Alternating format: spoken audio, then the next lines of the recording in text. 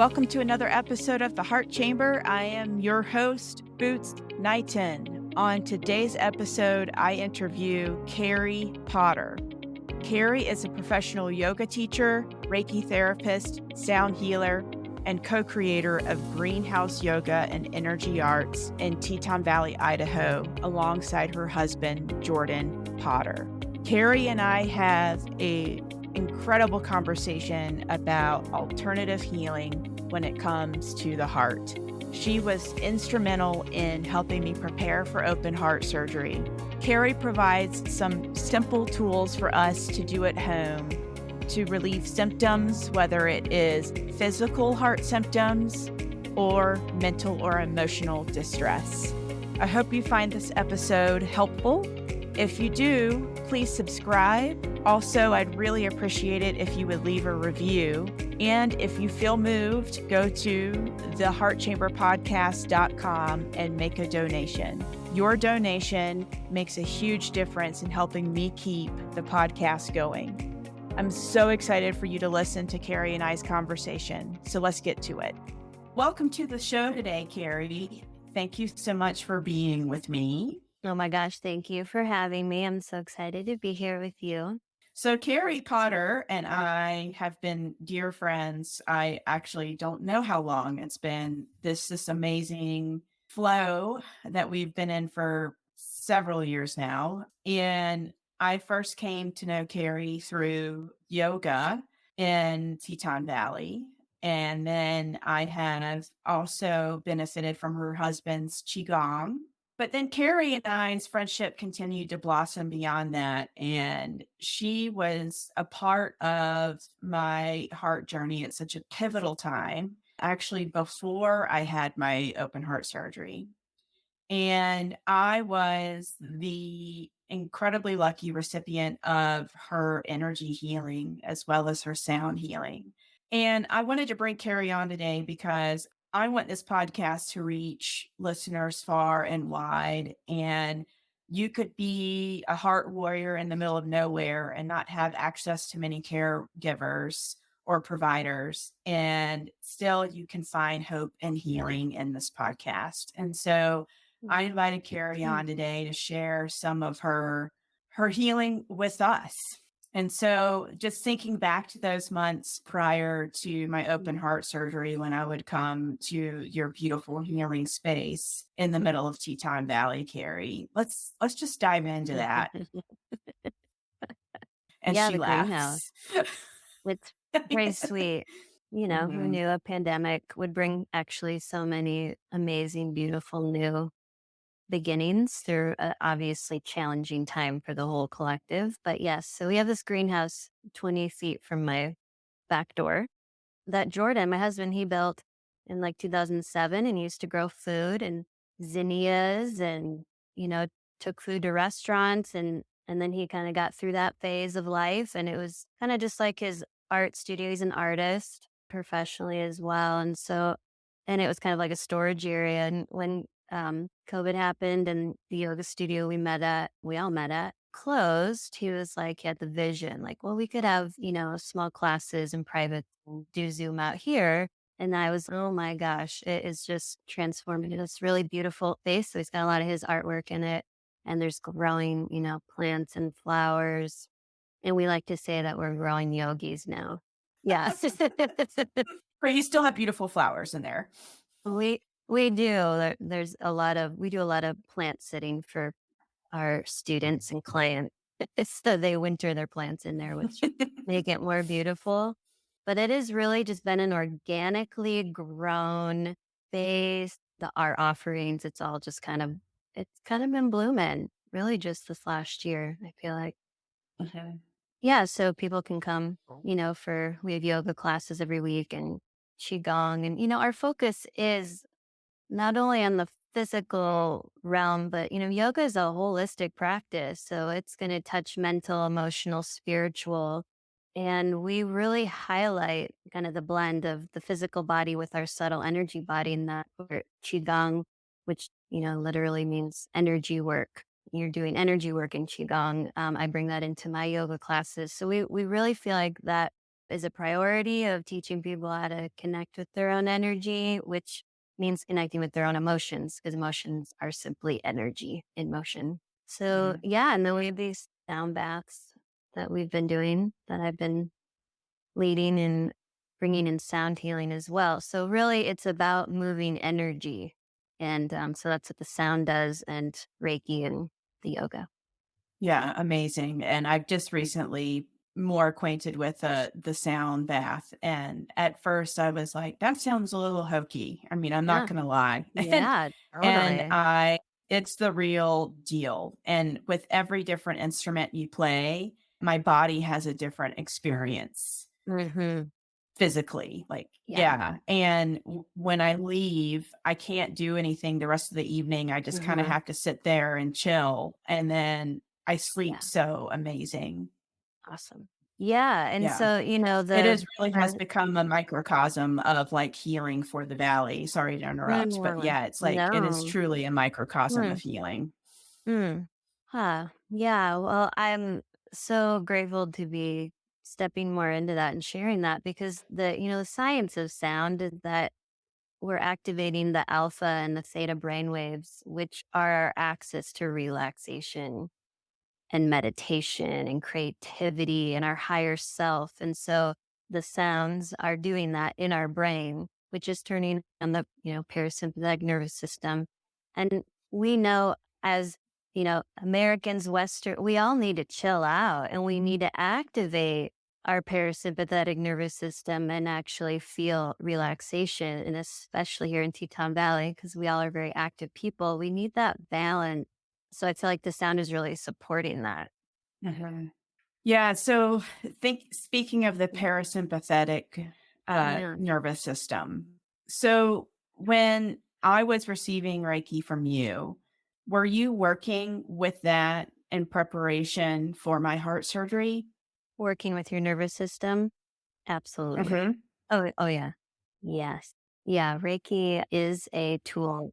Mhm. So I'm just thinking back to this. I came several times before I left for California and for, Stanford, where I had all that testing done. And obviously, the pandemic ended up shutting down my open heart surgery, and I had to wait a few more weeks. But those sessions that I received from you, I can recall one in particular. Well, all of them were really powerful, but there was one in particular where you played or where you used the singing bowl, the crystal singing bowl Yeah. with the heart frequency. Yeah. And I had a really physically profound experience. Can we talk about that? Yeah. What do you want me to say about it? Everything. Like, I guess, what I'm getting at, Carrie, is, I want people to understand that, like, Reiki was such a crucial part of my preparation for surgery, like, and Yeah. afterwards. But, I've been thinking a lot lately about how did I have such a successful open heart surgery? I mean, I really did. And I I was even discharged from the hospital earlier than they normally would, discharge a open heart surgery patient, and there was a lot of different factors that went into that, but I truly believe your Reiki Mhm. helped me get prepared, and I Yeah. want listeners to open up their minds to what I Yeah. used to think was woo-woo Reiki. It's Uh-huh. really not, So did I. Yeah. and yeah, and it really should be a part of preparing for and then healing from open heart surgery.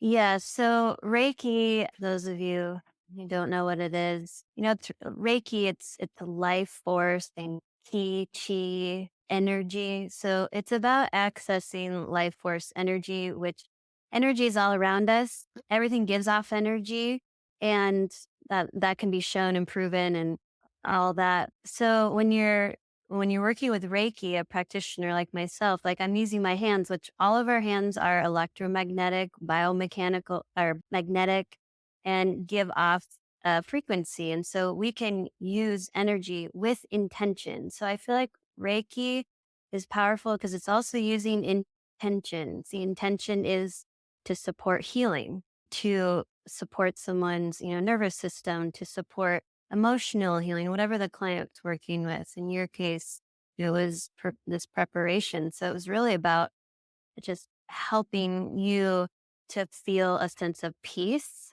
confidence in the process, and safety. Really, the nervous system wants to feel safety. And when we've had traumatic experiences, it can get, off balance because it's not feeling safe anymore. We have to bring in these practices to help. Reiki helps that. That's why Reiki helps with trauma. Mm. So you're essentially, it's just I'm guiding energy flow into the body. And it really focuses on, the seven chakras, your energy field, the meridians of the body through Chinese medicine. And so that experience that you had, is like I was just directing energy flow into your heart. Now, the bowl brings another type of frequency that's moving energy through the sound, but also the vibration of the crystal bowl is literally moving through your body, your tissues. It works with the water in the body. We're made up of mostly water and fluids. So that came in and that brought some release for you, which maybe you want to share more about. But that's kind of a general idea of what Reiki is going to do. And so I do want to also add like it's going to bring up any unprocessed emotions that need to come into your awareness to be moved. Energy, again, needs to move. Emotions are messengers. They're here to inform you of something. And if we judge them, shut them down, stuff them, we're actually creating more of an imbalance within our body. And so Reiki is going to help that process of movement.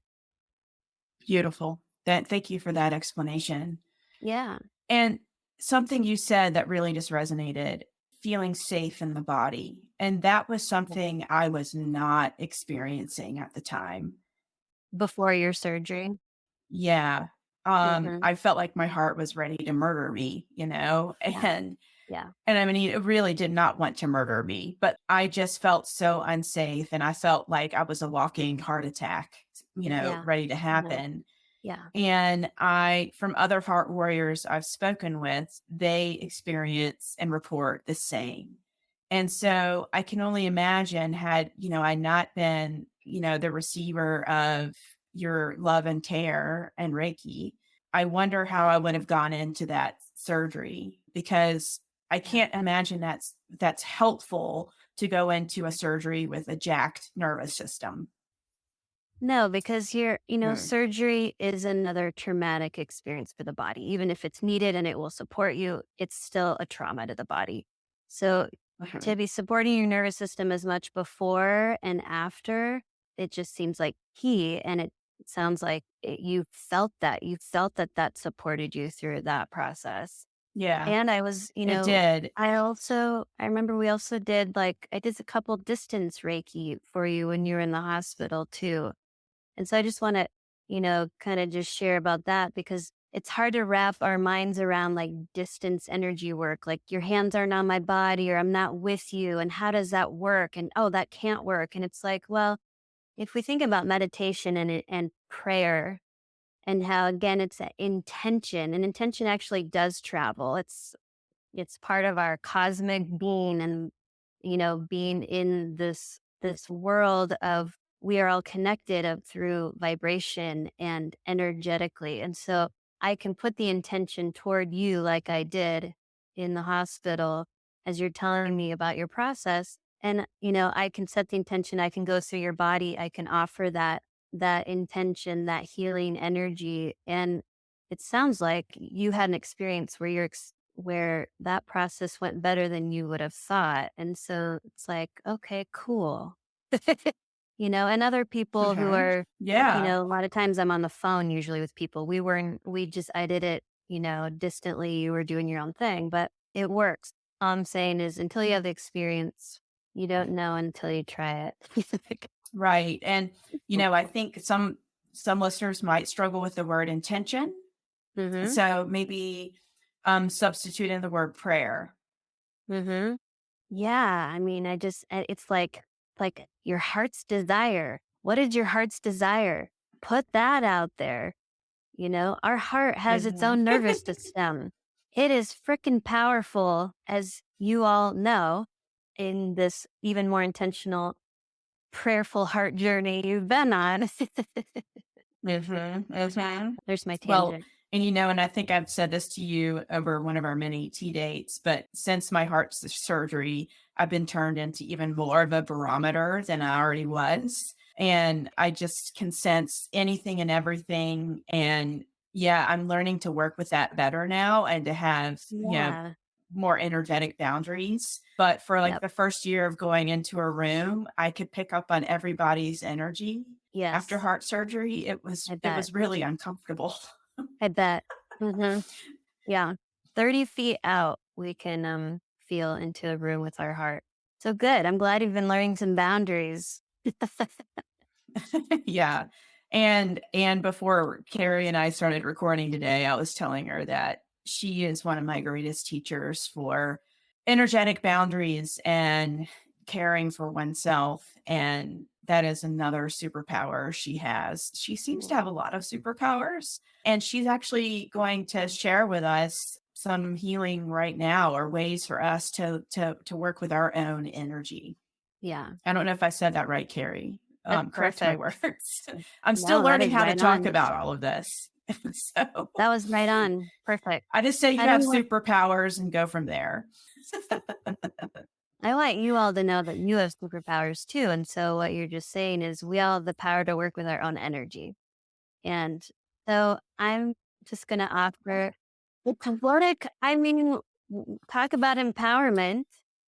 Mhm, Um, that's probably been my biggest lesson on my own health journey is all the ways that I can mhm. support myself in between other people who support me, whether it's doctors or acupuncturists or all these others holistic, team.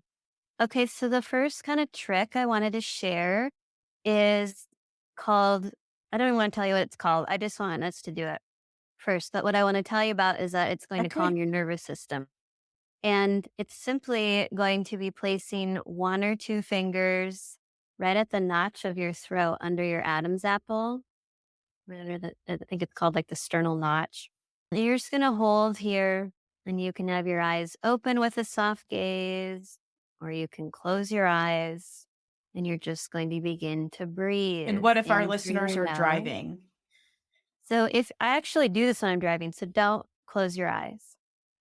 Oh, If you're okay. driving, do Okay. not close your eyes, but you can have, and if you feel like, oh, I need both hands on the wheel, then put both hands on the wheel and imagine you have fingers resting here. So we can use our mind body connection, very powerful visualization, very powerful. Okay, so just take some slow, deep breaths now in through the nose as you breathe into your belly. And now exhale out the mouth.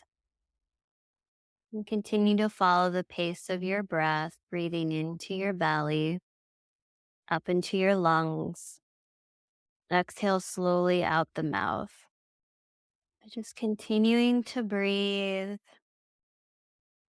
as you offer this loving touch to your body and also offer this communication to your nervous system. And you might even say to your nervous system, I am safe.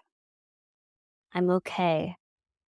Whatever resonates with you, but I like I am safe. That really just goes in deep. And it is the message the nervous system is wanting to feel. While you're holding here, you just keep breathing and you decide when you feel complete. You'll feel a shift, maybe a little bit more calm in your mind. And you decide when you're like, okay, good. So, this is where you want to hold when you're feeling overwhelmed emotionally. Maybe you're in a rabbit hole. Maybe you're just feeling really scattered or anxious. I would say if you are preparing for an open heart surgery or you've just had it and you're recovering, you're going to want to do this every day and maybe several times a day. Repetition is key to these practices. Like everything else that is beneficial to us, we have to do that over and over. So you say, "Oh, I don't feel anything, Carrie. I'm not going to do this again." And I say, "Do it every day for 30 days. And if you still feel nothing, then don't do it." But I'm fairly certain that you're going to feel some support. So this is, you just go here. Like I do this if I'm talking to someone and I'm feeling triggered. It's like a lot of times we wear necklaces. I do. And so it's like, it looks like I'm playing with my necklace or I'm scratching my neck, but I'm just kind of holding here. So it's kind of a good trick to just be like, everything's okay. Even if what this person is telling me is triggering me, I can calm my nervous system.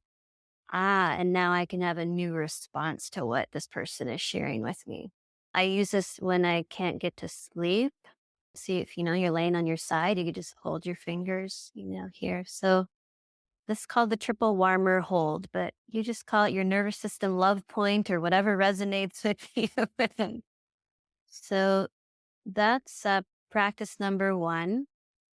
How'd that feel for you? That's beautiful. I felt an immediate shift. And, Carrie, I'm wondering for listeners who maybe don't have as much experience working with their nervous system, I'm wondering if it will take them a few tries just to like get in touch Totally. and feel their body. And so I just Absolutely. want to encourage you, like it really does work. Give your body time to Yes. respond.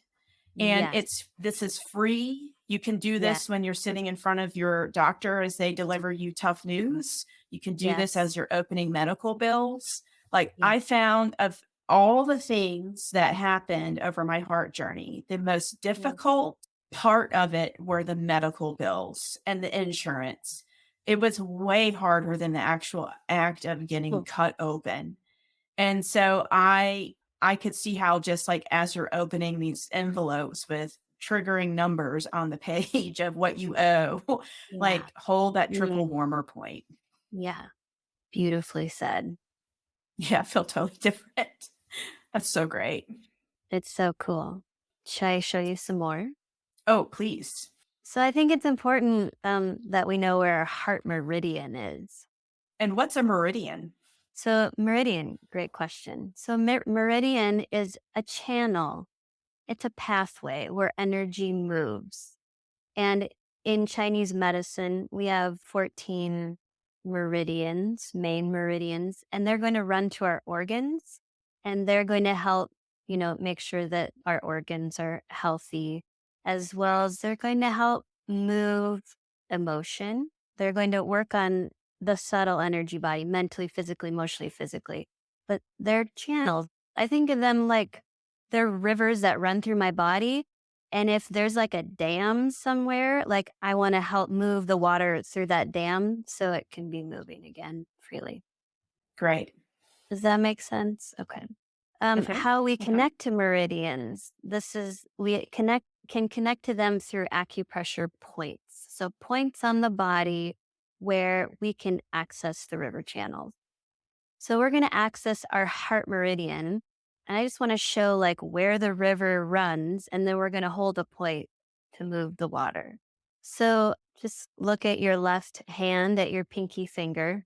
And your heart meridian starts on the tip of the ring. Little is what I'm trying to say.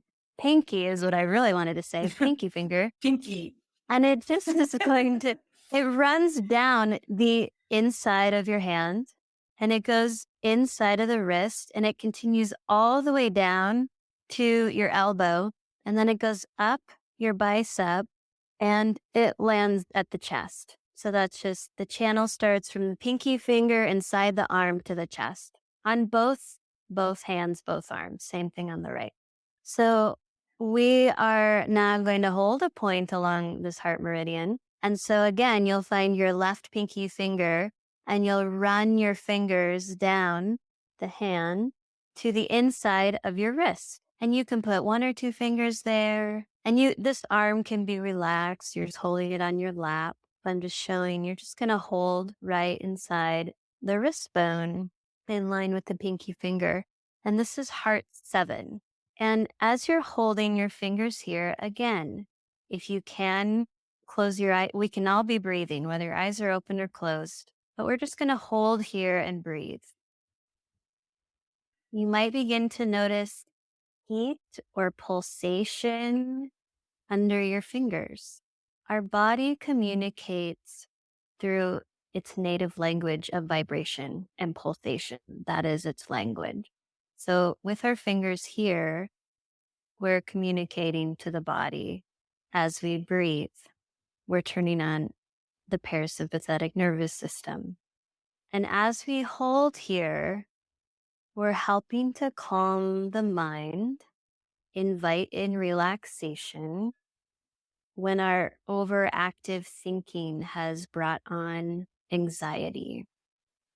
So it's going to relieve insomnia. It's going to reduce heart palpitations, regulate your heart by harmonizing its natural function, going to balance emotions and strengthen your spirit. So with these acupressure points, we're going to just hold here and breathe light pressure. You're not pressing in, real firmly. It's just light pressure, a connection. So you want to hold these, in real time, 2 to 3 minutes until you feel complete. And then you do want to go over and do the other side. Okay. So you'll go inside of the right wrist bone in line with the pinky finger, and you'd hold and breathe here. Again, you could be in conversation with someone. You could be watching your favorite show. You could be sitting and wanting to meditate and wanting some support to enter into that state, and hold these points. So that's heart 7, an entry into your own heart meridian. That was great. It was so great. My cat wanted to join. So she wanted to join. Yeah. She's sitting on my lap now. If you're, breathing in intention to move energy, it's powerful. Like we talked about the prayer. Visualization's another powerful tool. You can imagine light flowing in to this point, or water, like warm water, just a way to like connect into your heart healing. 2 things I want to talk about to what you just did. First one, visualization, and second part, strengthening spirit. So let's start with visualization. I spent quite a bit of time with my mental health therapist before surgery and on my own, visualizing the entire hospital stay from the day before when I checked in to the heart surgery, and then to coming out the other side, healing well, and then being ultimately healed, which I am now. And I really found that that was also instrumental. And I visualized my surgeon having a good day. I visualized all the other like assistants in the OR being in a great mood. And then I visualized angels being in the room, as well as like my guides. And, I know that it worked because there was another procedure I had before that, which was the heart catheterization. And I had no idea what to expect. And I did no visualization. And I ended up being traumatized for over a year from the heart cath. But I had no trauma from the open heart surgery, which was obviously way more invasive. So I'm like the walking example of like visualization really works. Yeah.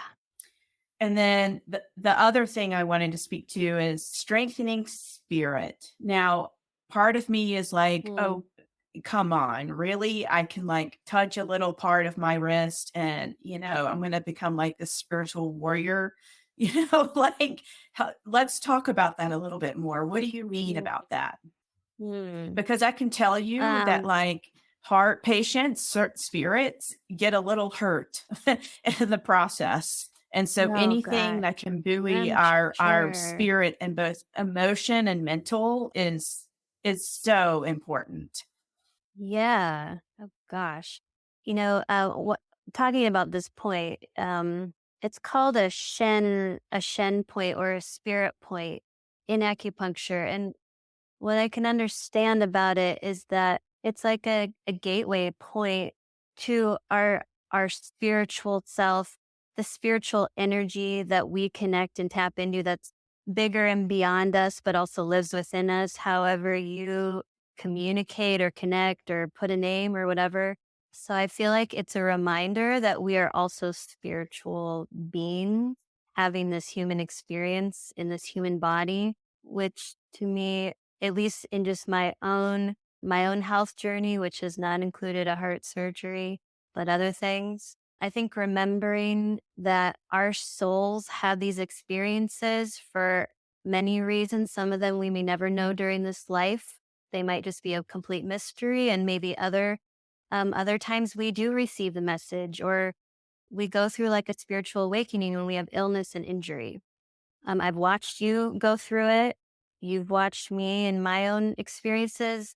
Every time we go through these really intense experiences and we don't know why they're happening to us, remembering that there's a greater reason and purpose. And sometimes in the moment that doesn't feel very cozy and comforting. And we're just like, well, I just think it's important to remember that we are these multifaceted beings. This isn't just your heart in just its physical form giving out there. That's one piece, or I don't want to say giving out, but it's like it's here to show you something. There are lessons. There are lessons for you to take away from the experience. In the moment, that's hard to always know, but eventually you're going to see, because you're already walking this, Suzanne, that what you went through is now inspiring you to help others who are going through the same thing. And so that's a part of the spiritual path or purpose of our, I guess, suffering. And then we can choose, are we going to stay in the suffering, or are we going to choose to see it as a doorway into our next path of who we are? And the last thing I'm going to add with that is that it just feels like that every time we go through these experiences, we have layers peeled away that are not true. We thought we were this person or this was true of us. And it's like, no, actually, let's take that layer off. What's really true inside? And I feel like that's where illness and injury lead us to.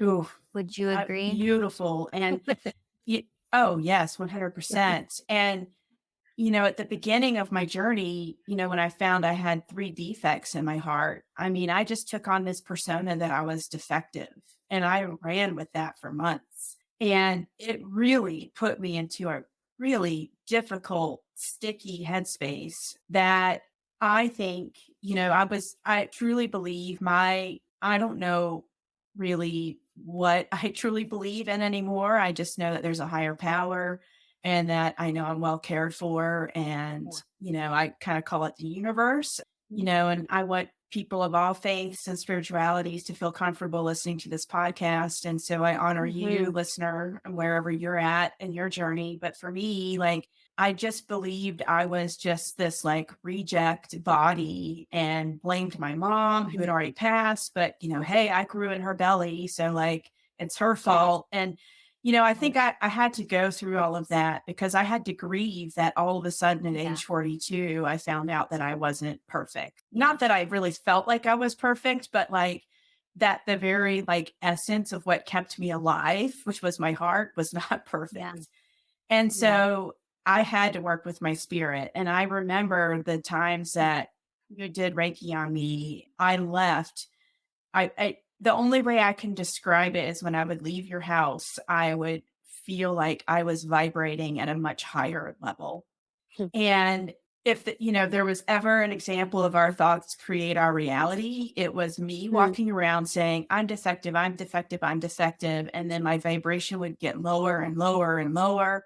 And it's no different than you walk into a room and someone's grumpy, you can feel that, and that their grumpiness affects the room, versus you walk into a room with like a comedian and the room is just like so happy and it's like buzzing with good energy, right? And so Yeah. thankfully, Yeah. you were willing to meet me where I was at. And I would say that that's part of a really effective Reiki healer is they're able to meet you where you're Yeah. at, and that's you. But we were able to get my spirit to kind of come around and get more in alignment. And Yeah. now I can say, we're recording this on in mid-January, which was around my set 2-year heart anniversary, and which was yesterday. And I was thinking to myself, wow, that was one of the greatest weeks of my life. And here I was having my chest cut open.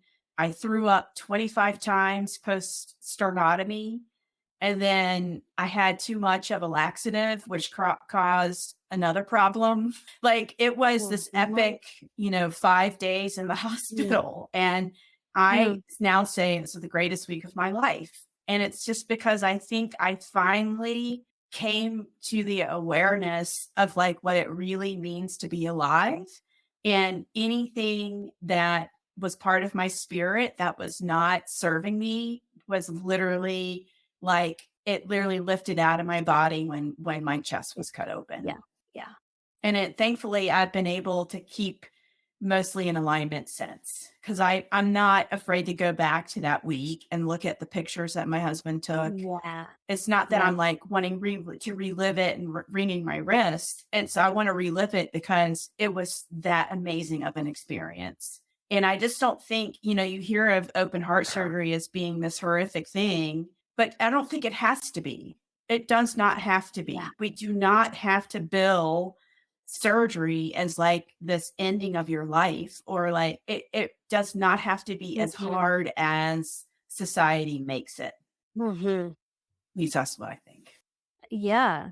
Whew. I just felt that, and I remember you sharing the process of that week, and it was just like literally like everything that was not of you that cleansed out. And so what I love about you, Suzanne, is that, you come to a Reiki session before that and you're just like, I don't feel like forgiving my mom. I feel like being angry. And I'm like, good. Okay. Be angry then. Be in your anger, because what I don't want you to think is that like you need to judge your anger as bad or wrong and, stuff it away.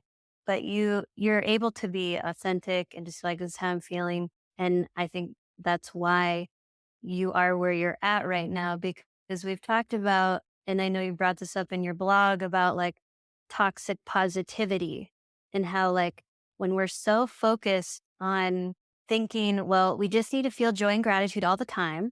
And if we're not, we just need to try harder. Whatever the message is out there that you're just like, okay, that's not the way. The way through to the joy is through the grief. It's through feeling the anger and feeling the grief, feeling the loss that, like, oh, my heart isn't perfect in the way I saw it. Like, that's a loss, right? You've navigated and come into more of just an opening of feeling those emotions, even like more recently. That is like the bridge to the joy. Like, we think we just go to the joy, but it's like, oh, but they're the same coin, but just different sides. So I want to talk about that just in terms of like energetically, our heart and our lungs are located in the heart chakra. So a chakra is just this, it's like a circling vortex of energy, and we have it in our heart and in the chest, front, side, back. It holds our lungs. Our lungs are protecting the heart, and the pericardium is around the heart. And so your lungs are here to actually protect your heart. And when we go through the experience of feeling grief and energy is moved there, our lungs strengthen, and then it's able to protect our heart more. When we have lungs that are not honoring grief, not feeling it, we're more vulnerable in our heart. That makes sense? Yeah. Wow. I guess I did want to just Wow. share So you're one. saying that Yeah. feeling, sorry to interrupt, but you're No. saying that feeling sad, like allowing feeling our sadness get protects us? Yeah, because it's like you're feeling this energy of grief, which in energy medicine is in our lungs. Our grief is held in our lungs. And our heart, when our heart is like healthy, vibrant, free flowing energy, we feel joy. when our joy isn't there, I have had this in my own experience. And I also can see how it works with Chinese medicine, energy medicine, they're one and the same, is that the heart is strengthened when we feel our grief. Wow. And so it's a I've never heard portal. it put that way before. Incredible. I think of that I see a bumper sticker a lot, in like the ski world, and it's like no bad days. And another hashtag, you'll see hashtag no bad days, or there's a bumper sticker, and then another one is another best day. And I get that, especially in skiing, people want to talk about the stroke and get people excited. But I think it also only continues to perpetuate that positive toxic positivity culture that I, write about, Yeah. that we need to be given the permission to like, have, a boilerplate groomer day and be okay with it. Yeah. Yes. And in fact, Yeah. looking at it as just as important as the powder day, that's a paradigm Yeah. shift, you know? Like the Mhm. rest day, the day that like I just need to cry for a little while. I need to rest. I need to just feel the way I'm feeling and then notice how much better I feel after that. But it's not always easy to access Hmm. that. So that's why we go back to like the nervous system in balance. I feel like it's the key to even being able to enter in a little bit more into those emotions. If your nervous system isn't feeling safe, it's not going to feel safe to feel old grief. I was just going to share, if we have time, just a Mhm. couple of other acupressure points in terms of helping moving grief. We've talked about grief, you and I, because I've had greater access to that emotion in my life based on my soul is here to help clear grief from my own family, ancestral lineage, maybe past lives. I'm just here to help move that grief. And so it's more accessible to me. But we've talked about how it hasn't been as Mm. accessible for you. Right. I tend to be more of a Um, flamethrower than a crier. Yeah. So, anyways, we've joked before, like, I'm here to cry for you and for all the people who don't cry as easily. I'm helping to move the energy. Were you going to say something before I show these points? Yeah, well, I think this is a good segue because, sometimes I feel like I lack the courage to really grieve because I want to always have a good day, because I want to have fun, because I Yeah. want to experience joy. And if I take a few minutes to cry or even just feel sad, then I feel like I've squandered a day, Uh-huh. and Mhm. I'm just thinking, I haven't had a drink in 12 and a half years. And, so I don't like numb through alcohol. I don't do drugs. Sure, I might eat a little more chocolate than what's, reasonable, but I still find that I want to run from grief. And so, my numbing now is to be busy.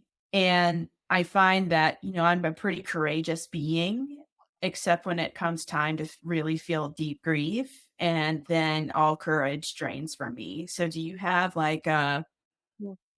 and I have a feeling I'm not alone in this. I think, in fact, I'm a little worried that I'm really not alone in this.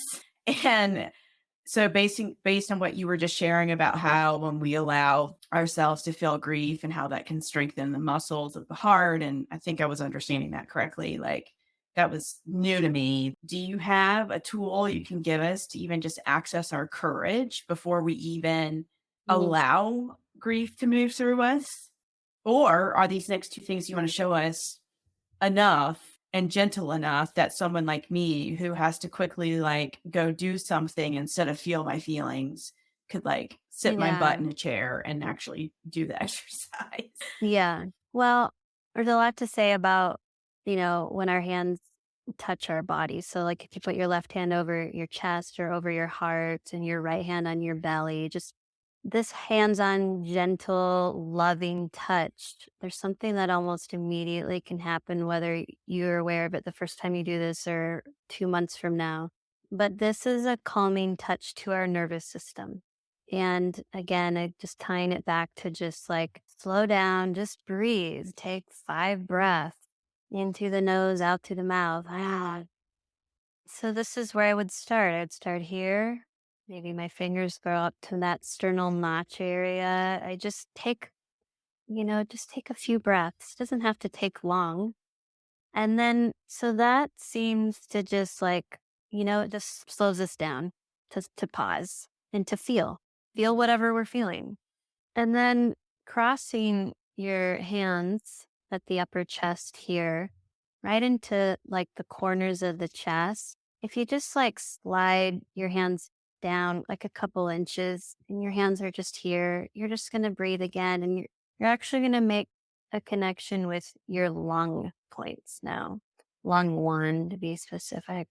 You're just going to hold here. You can press in, you can massage if that feels good, or just hold and breathe. Now I'm going to bring in sound. And the sound that I'm going to invite you to try out as you exhale your breath is the sound of S, like you're like a snake. All right. So you'll inhale into your belly, exhale.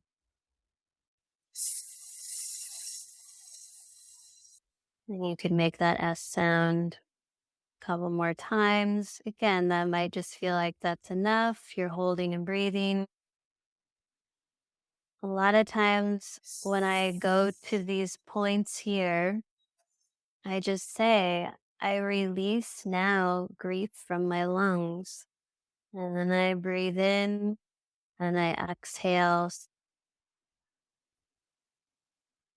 And then I let my hands just slide over my heart. And sometimes I'll bring in that visualization again into my lungs. This time it's just white light pouring into my lungs. And the energy I'm drawing in is peace or acceptance. So, you just choose that word that resonates for you. And this whole practice took about 2, maybe 3 minutes. Maybe this activates tears for you, where then you have a little bit more of that water release, or tears are cleansing and healing.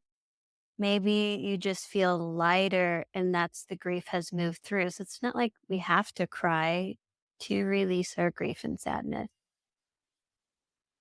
Wow. Just of those two words, acceptance and peace was more resonant. I think I fully accepted my journey. Yeah. I still have a little more peace to make with it all. Yeah. Mhm. And I think that, a lot of listeners will also resonate with the fact that once you find out about things with your heart and maybe have some of it or all of it corrected, it doesn't mean that's the end. Like there's still monitoring and future follow-up visits with your cardiologist. And then, you never get to not think about your heart again. I often Yeah. explain that, I don't walk around thinking about my spleen or my kidneys, but I definitely think about my heart every day. And Mm. it takes up a lot of emotional and mental real estate. And so like learning, and it needs to, like I still need to be careful. And so Mhm. it's like, how do you find the right amount? And Mm. all the practices you've shared today, like help me to still consider my heart every day Mhm. so that I don't overdo it, but I don't get into a triggered space about it, which has been the problem. Yeah. So I really like Yeah. the lung points and the peace Mhm. Mhm. particularly. Mhm. Yeah. Just wanted to explain how I would use that in my personal practice. Absolutely. Oh, this has been beautiful. Anything else you want to share with us Mm. today? Well, I just thought we would close by using our own sound. We talked about Love that sound idea. healing, and we've talked about, Mhm. those of you who have never done a sound bath, there's different instruments. I play singing bowls, drum, there's chimes, gong, and then I use my voice. And so that's all great to receive. But for just your own like daily life practices, being able to use your own sound to move energy, move emotions. is just another empowered tool. So I just thought we would close by using a sound for the heart, a sound that helped to bring it into balance, to release emotions. And it's very simple, which I always think is better. And you could, again, you could choose to put your hands over your heart. Maybe you're feeling tender, you've just had surgery and that doesn't feel accessible. Then just put your hands wherever they feel good on your body or by your sides. And the sound that we're going to make on our exhale is the sound of AH. So we'll inhale into the belly and then we'll exhale. Ah.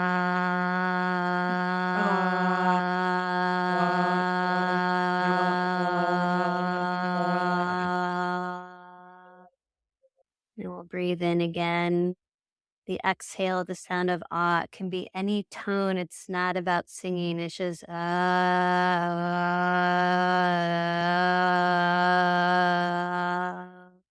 It's using that vibration. Mhm.